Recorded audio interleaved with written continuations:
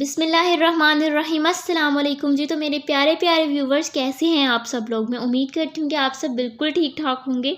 तो आज मैं आपके लिए एक बहुत ही धमाकेदार सी वीडियो लेके आई हूँ, मतलब कि एक बहुत धमाकेदार सी रेसिपी। तो चले बनाना स्टार्ट करते हैं। लेकिन उससे पहले आपको मेरी वीडियो को पूरा देखना होगा, और अगर आपको वीडियो अच्छी लगी तो लाइक ज़रूर कीजिएगा और सब्सक्राइब भी कीजिएगा, और बताइएगा कमेंट बॉक्स में कि आपको कैसी लगी। और अगर आप किसी रेसिपी के लिए फरमाइश भी करना चाहते हैं तो वो भी ज़रूर कीजिए। तो चलें जी, सबसे पहले मैं बनाऊंगी जो टाकोस का चालूपा है वो बनाते हैं। मतलब कि जो पराठा है, ये जो बाहर से इसकी जो रोटी है क्रिस्पी सी, वो बनाते हैं, जिसको हम चालूपा कहते हैं। तो चलो बनाना स्टार्ट करते हैं। यहाँ पे सबसे पहले मैंने 3 कप मैदा लिया, उनको अच्छे से छान लिया। 1/4 टेबल स्पून मैंने इसमें नमक लिया है, क्योंकि उसका टेस्टी होना भी ज़रूरी है। ये मैंने 1/4 चम्मच मीठा सोडा लिया है। आपने ज़्यादा मीठा सोडा ऐड नहीं करना, और मीठा सोडा ही ऐड करना है, जिसको हम बेकिंग सोडा भी कहते हैं। बेकिंग पाउडर ऐड नहीं करना। इसको अच्छे से मिक्स कर लेंगे, जितने भी खुश्क इंग्रेडिएंट्स हैं। नमक इसलिए ऐड किया क्योंकि फिर उसमें थोड़ा सा नमकीन सा टेस्ट आएगा चालूपा में, तो वो टेस्टी लगेगा। तो अब जब मैंने खुश्क इंग्रेडिएंट्स को अच्छे से मिक्स कर लिया है, तो 1 कप दूध लिया है, उसको मैं आहिस्ता आहिस्ता डालूंगी। मतलब एकदम से सारा नहीं डाल देना, आपने इंटरवल्स में डालना है। थोड़ा थोड़ा डालेंगे, और जितना यूज़ हो सके उतना आप यूज़ करेंगे। इसका आटा आपने कुछ इस तरह से गूंदना है कि जैसे हम आम रोटी के लिए आटा गूंदते हैं, उससे थोड़ा सा हार्ड होना चाहिए। रोटी का जैसा आटा होता है उससे थोड़ा सा ये हार्ड होना चाहिए, जैसा कि आपको वीडियो में नज़र आ रहा है। अब ये जब ये आटा गूंद जाएगा तो थोड़ा सा ऑयल लगाएंगे, मतलब इसको थोड़ा सा ग्रीस करना है, ज़्यादा ऑयल नहीं ऐड करेंगे, और इसमें मिक्स कर देंगे। आप चाहे तो आटा गूंदते वक्त भी ऑयल ऐड कर सकते हैं। दरअसल मैं भूल गई थी, मुझे याद नहीं रहा, तो इसलिए मैं बाद में ऐड कर रही हूँ। बस ये हो चुके हैं। अब इसको 20-25 मिनट के लिए अब हम इसको अच्छे से ढाँप कर रख देंगे, रूम टेम्परेचर पर ही। आपको फ्रिज में रखने की ज़रूरत नहीं है, लेकिन अगर बहुत ज़्यादा गर्मी है तो फिर आप बेशक उसको रख सकते हैं फ्रिज में। तो ये देखें जी, मेरा डो रेडी हो चुकी है। ये सॉफ्ट भी हो चुकी है, क्योंकि जब हम कुछ टाइम के लिए रखते हैं ना, तो ये मज़ीद आटा सॉफ्ट हो जाता है। इसलिए मैंने आपको कहा था कि ज़्यादा इसको हमने पतला नहीं गूंदना, थोड़ा सा हार्ड रखेंगे तो ईजी रहेगा हमारे लिए। तो अब ये देखिए जी, मैंने अब थोड़े से खुश्क आटा मैंने डस्ट कर लिया है। एक पेड़ा ले लिया है, उसको भी थोड़े से खुश्क आटे में मैंने अच्छे से उसके ऊपर डस्टिंग कर दी है।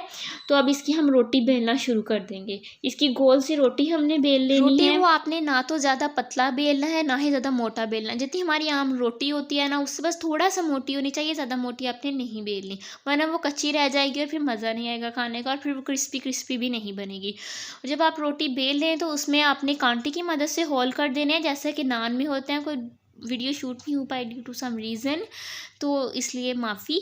अब आपने ऑयल लेना, उसको अच्छे से गर्म कर लेना है, और इसमें इस तरह इसके चालूपा को डाल देना है। और जैसे आपको लगे कि इसका कच्चापन हल्का हल्का ख़त्म होना शुरू हो रहा है, तो आपने रोटी को इस तरह फोल्ड कर देना है। और याद रखें कि इसको आपने पूरी पकाने के बाद फोल्ड नहीं करना है, वरना वो टूटेगी, ये फोल्ड नहीं होगी।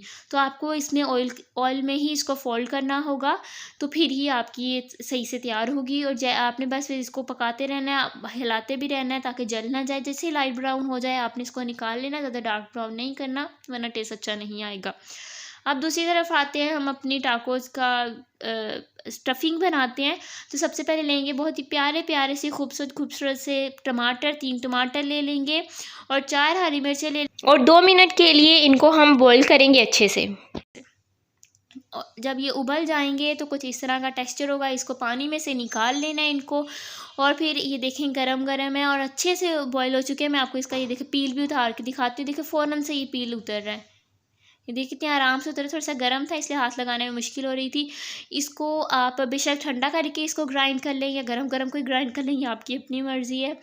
ये देखें जी, चटनी भी मैंने ग्राइंड कर ली है ये। तो अब इस चटनी का क्या करना है वो भी मैं आपको बताती हूँ, आगे वीडियो में चलें तो आपको पता चल जाएगा। और ये जी देसी मुर्गा है हमारे पास, क्योंकि देसी मुर्गा वैसे गलता नहीं है, तो इसलिए अम्मी ने इसको प्रेशर कुकर में बाकी सारे मसाला जैसे कि गरम मसाला, लाल मिर्च, नमक, हल्दी वगैरह डाल के अच्छे से इसको भून लिया। और अब ये बिल्कुल गल चुका है, तो इसके हमने क्या करना है, इसके इनको बोन से अलग करके छोटे छोटे पीसीज में कन्वर्ट कर लेना। अब दूसरी तरफ आते हैं, पैन है उसमें थोड़ा सा ऑयल डाला, 1 चम्मच अदरक लहसुन का पेस्ट डाला।